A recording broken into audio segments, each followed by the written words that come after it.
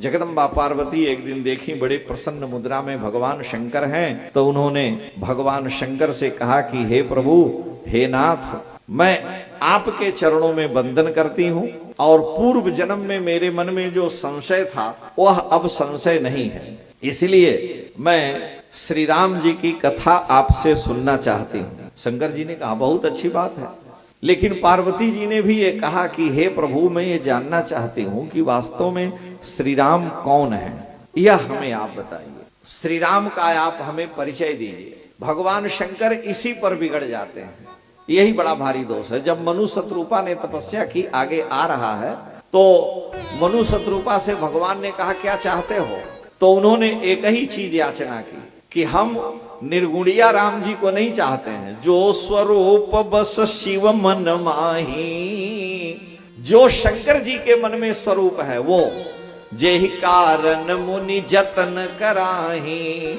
आज इनकी 27 कल्प से कथा काकभूषुंड जी कह रहे हैं, जो भूषुंडी मन मानस हंसा, असुगम अगम जेहि निगम प्रशंसा। और पार्वती जी ने भगवान शंकर से कहा कि हे प्रभु, वास्तव में यह बतलाइए, मैं आपके चरणों में वंदन करती हूँ कि जो अनीह व्यापक विभु को, तो कहो बुझाए नाथ मोहि सोऊ, कि जो निपतनय तो ब्रह्म किम। अगर वो राजा के पुत्र हैं तो ब्रह्म कैसे हो सकते? राजा के अगर दशरथ जी के पुत्र श्री राम हैं तो वो ब्रह्म नहीं हो सकते। जो निपतनयत ब्रह्म किमी, नारी बिरह मति भोरी। मैं स्त्री जाति की हो सकता है कि हम सही ढंग से नहीं पूछ पा रही हो, लेकिन देखी चरित महिमा सुनत भ्रमत बुद्धि अति मोर। मेरी बुद्धि में भ्रम हो रहा है, आप बताइए, अगर वो अनीय हैं, व्यापक हैं, ब्रह्म हैं, तो वो पत्नी को ढूंढने के लिए क्यों घूम रहे हैं? पूर्व जन्म में मैंने वन में देखा था उनकी प्रतिभा, उनकी महिमा, और उस समय से मेरे मन में संशय है, लेकिन आज संशय कुछ नहीं है। मैं राम कथा सुनना चाहती हूँ, इसलिए बार बार मैं आपके चरणों में वंदन करती हूँ कि आप हमें यह रहस्यमयी कथा सुनाइए। तो भगवान शंकर इतना पूछने पर भी बड़े नाराज हुए। कबीर पंथ के लोग, बहुत से लोग जो निर्गुणिया हैं, निर्गुण राम को मानते हैं, दशरथ तनय श्री राम को नहीं मानते। तुलसीदास जी ने बड़ी मीठी शास्त्र की भाषा में उनको गाली दी है, और शंकर जी गाली दे रहे हैं, दूसरा कोई नहीं दे रहा। तुलसीदास जी लिखते हैं कि अज्ञ अकोविद अंध अभागे, अज्ञ अकोविद अंध अभागी, काये विषय मुकुर मन लागे, नारी विषय मुकुर मन लागी, लंपट कपटी कुटिल विषेखी, लंपट कपटी कुटिल विषेखी, सपने हो संत सभा नहीं देखी, सपने हो संत सभा नहीं देखी, कहित वेद असंमत वाणी, कहित वेद असंमत वाणी, जिनके सूझ लाभो नहीं हानि, जिनके सूझ लाभो नहीं हानि, मुकुर मलिन अरु नयन बीना, राम रूप देखहि किमि दीना, राम रूप देखहि किमि दीना। भगवान शंकर इतने नाराज हुए, गोस्वामी जी के शब्दों में पार्वती जी से कहे कि हे पार्वती, एक बात नहीं मोह सुहानी, तुमने प्रश्न किया बहुत अच्छा है, लेकिन एक बात हमें अच्छी नहीं लगी, वह यह, यद्यपि तुम स्त्री जाति की हो, यद्यपि मोह बस कहे भवानी, जरूर कहीं न कहीं मोह है तुम में। तुम जो कहा राम को वाना, जेहि श्रुति गाव धरहि मुनि ध्याना, तुमने जो कहा कि राम जी कोई और हैं, और जिसको वेद कहते हैं वो और हैं, दशरथ तनय कुछ और हैं, तो कहीं सुनहि अस अधम नर ग्रसे जो मोह पिसा। जिनको मोह रूपी पिशाच ने पकड़ रखा है वही लोग ऐसा कहते हैं। जो पाखंडी हैं, जो भगवान की भक्ति से विमुख हैं, जिनको झूठ साथ पता नहीं है, वही लोग ऐसा कहते हैं। इतने पर भी संतोष नहीं हुआ शंकर जी को। वो कह रहे हैं कि वो अज्ञ हैं, मूर्ख हैं, अकोविद हैं, पढ़े लिखे नहीं हैं, अंधे हैं, अभागे हैं। उनके हृदय में काई विषय मुकुर मन लागी, उनके मन रूपी दर्पण पर काई लगी हुई है, कीचड़ जमी हुई है। वो लंपट हैं, कपटी हैं, कुटिल हैं, जिन्होंने संतों का कभी संग नहीं किया, जो वेदों पर को प्रमाण नहीं मानते, जिनको लाभ हानि का कुछ पता नहीं, मुकुर मलिन और नयन विहीना, आंख है नहीं, और प्रज्ञा चक्षु होते तो प्रज्ञा भी नहीं है, दोनों नहीं है, न प्रज्ञा है न आंख है। तो राम रूप देखें किम दीना, ऐसे लोग भगवान का क्या दर्शन करेंगे, जिनको सगुन अगुन का ज्ञान ही नहीं है। ऐसे भगवान की माया से मोहित अधम लोग नहीं समझ सकते कि श्री राम कौन है। जिन्हकृत महामोद मद मोह मद पाना, तिनकर कहा करिए नहीं काना। और शंकर जी एक बात कह रहे हैं कि बातुल भूत विवश मत वारे, ते नहीं बोले ही वचन विचारे। शंकर जी कहे कि लात के देवता बात से नहीं मानते, भूत जिनको पकड़ा रहता है तो उनकी बातों का कोई भरोसा नहीं रहता है। तो शंकर जी एक बात कहे कि बातुल भूत विवश मत वारे, जो भूत के बस में हैं ते नहीं बोले ही वचन विचारे, वो विचार करके नहीं बोलते। हे पार्वती, जो श्री राम सगुण और श्री राम निर्गुण में भेद करते हैं वो बड़े भारी मूर्ख हैं। बहुत भगवान शंकर ने तुलसी के शब्दों में कहा। अच्छा, आपको हाथ में लकड़ी दे दिया जाए और कंधे पर लेकर के आप जा सकते हैं कि नहीं? 1.5 किलो की लकड़ी हो मान लिया, तो उस लकड़ी को कंधे पर लेकर चल सकते हैं कि नहीं? 2 लकड़ी को हमने आपको कंधे पर, इतनी मोटी मोटी थी मानो 5 किलो की, दोनों लकड़ी को कंधे पर रख करके आप चल जाएंगे, कोई दिक्कत नहीं है। और उन्हीं दोनों लकड़ियों को आपस में रगड़ करके हम आग पैदा कर दें तो आप लेके चल सकते हैं कि नहीं? नहीं चल सकते। यानी लकड़ी में आग विद्यमान है, अगर लकड़ी में आग रहती नहीं तो रगड़ से पैदा ब्राह्मण लोग कैसे करते हैं?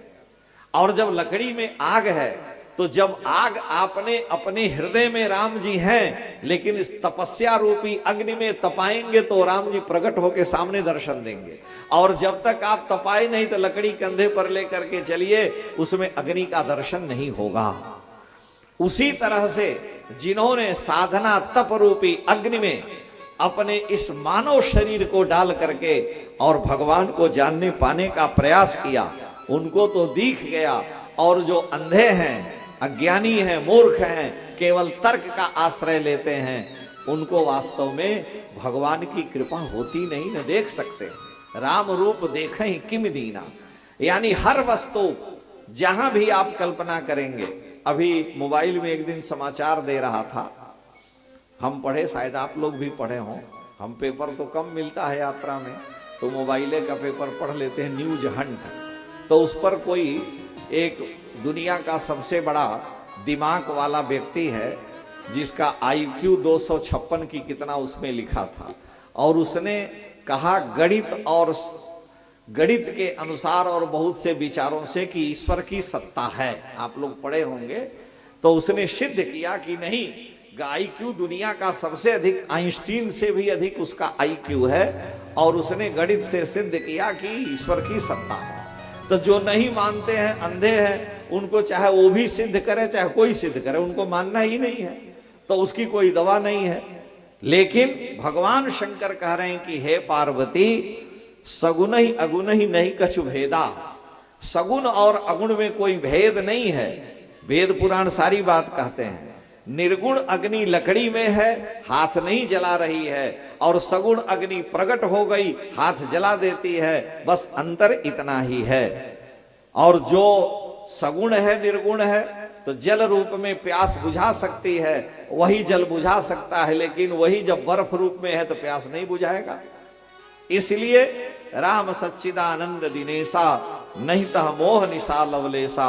श्री राम दशरथ नंदन कौशल्यानंद वर्धन सच्चिदानंद पर ब्रह्म है, और वही श्री राम कृपा करके अवतार लेते हैं दशरथ नंदन के रूप में, और वही श्री राम शंकर जी के हृदय में भी विद्यमान है। वही श्री राम कागभूषुंड जी के बाल राम हैं। जहां जैसे भक्त की बात आती वैसे ठाकुर जी प्रकट होते हैं। इसलिए राम ब्रह्म व्यापक जग जाना, परमानंद परेश पुराना। रजत सीप महु भास जिम, जथा भान कर दोय, जदप दृशाती हूं काल सोई, भ्रम न सके को तारी। तो ये यथार्थ है। और भगवान शंकर ऐसा बता करके पार्वती जी को आश्वासन दिए कि हे पार्वती, श्री राम सच्चिदानंद परब्रह्म परमात्मा है, वे ही दशरथ नंदन है, दोनों में कोई भेद नहीं है। अब तुम उनके पंगलमय चरित्र को सुनो। उनके अवतार के कई कारण हैं। भगवान अवतार क्यों लेते हैं? अवतार के कई कारण। कभी जलंधर रावण हुआ, उसके लिए आए। कभी प्रताप भानु राजा रावण हुआ, उसके लिए आए। शंकर जी के विवाह में गणेश जी की पूजा हुई। आप लोग तो रामायण जानते ही हैं। शंकर जी के विवाह में गणेश जी की पूजा हुई। जब विवाह में गणेश जी की पूजा हुई तो विवाह से पहले गणेश जी कहां से आ गए? भाई विवाह हुआ ही नहीं तो गणेश जी कहां से आ गए? तो तुलसीदास जी ने लिखा है कि को सुन संशय करे जन सुर अनाद जी जान। जो ये व्यास जी जिन्होंने सारा पुराण लिखा, इनका नाम है कृष्ण द्वैपायन। इससे पहले 27 व्यास हो गए हैं। गणेश जी एक नहीं है, करवीर गणेश हैं, गणपति गणेश हैं और लक्ष्य गणेश हैं। गणेश जी के कई रूप हैं। एक ब्रह्म वैवर्त पुराण में लिखा है कि ब्रह्मा जी के यहां एक दिन भगवान नारायण वैकुंठ नाथ के यहां एक दिन अपनी शिकायत, अपनी कुछ बातें, कोटि कोटि ब्रह्मांड, एक एक रोम में करोड़ों ब्रह्मांड है। किसी ब्रह्मांड में 4 मुख के ब्रह्मा है, किसी में 8 मुख के हैं, किसी में 10 मुख के हैं। तो इस सृष्टि का कोई आदि नहीं है। अभी कुछ दिन पहले पेपर में, मोबाइल में समाचार आ रहा था कि कोई देश है जहां के लोग अपना सब कुछ बेच करके और वो उस देश को छोड़ रहे हैं कि नाश होने वाला है 25 दिसंबर को। और 26 दिसंबर आज 27, 28, 29 हो गया, कुछ नहीं हुआ। एक आए थे सज्जन जय गुरुदेव, कहे सतयुग आने वाला है और इतना अन्न पैदा होगा, उमर गए, टाट महंगा करके चले गए, लेकिन कुछ नहीं हुआ। जैसे कि तैसे सब है। तो सब लोग अपनी अपनी दुकान, धर्म के विपरीत, भाई दम्भिन निजमत कल्प कर प्रकट किए बहुपंथ। जो जितना ही शास्त्र के विपरीत अपनी पाखंड की बातें करता है, हमारे यहाँ कोई रोक तो है नहीं, जो चाहो सो करो। मुखम अस्तिति वक्तव्यम, मुंह है तो जो चाहो सो बोलो। अगर रोज हमारे प्रधानमंत्री या मुख्यमंत्री जवाब देने लगे गाली देने वालों की, तो उनका सिर दर्द करने लगेगा। तुम बोलते रहो, बोलने वाला बोलते रहे, हम अपना काम कर रहे हैं। तो सृष्टि का नियम है कि अनेक मत विचार के लोग आते हैं, लेकिन भगवान के बारे में अगर कोई अंगुली से बता दे कि यही लक्षण है, तब उस भगवान की भगवत्ता खत्म हो गई। जिसके बारे में कहने के बाद भी न बताया जा सके, जहां वाणी जाकर के मौन हो जाए, यतो वाचो निवर्तन्ते अप्राप्य मनसा सह, मन समेत जेहि जान न बानी, तरक न सकहि सकल अनुमानी। अगर ब्रह्म परमात्मा वाणी का विषय हो गया तब तो वो संसार का हो गया। शंकराचार्य ने लिखा एक ब्रह्म है, एक ही सत्य है और सब झूठा है। रामानुजाचार्य स्वामी आए, उन्होंने कहा तीनों सत्य हैं, जीव भी सत्य है, ब्रह्म भी सत्य है और प्रकृति भी सत्य है। निम्बारकाचार्य आए, उन्होंने कहा कि जीव और माया सत्य, ब्रह्म और माया सत्य है। और किसी का हाथ पकड़ के भगवान ने नहीं कहा कि तुम झूठ बोल रहे हो।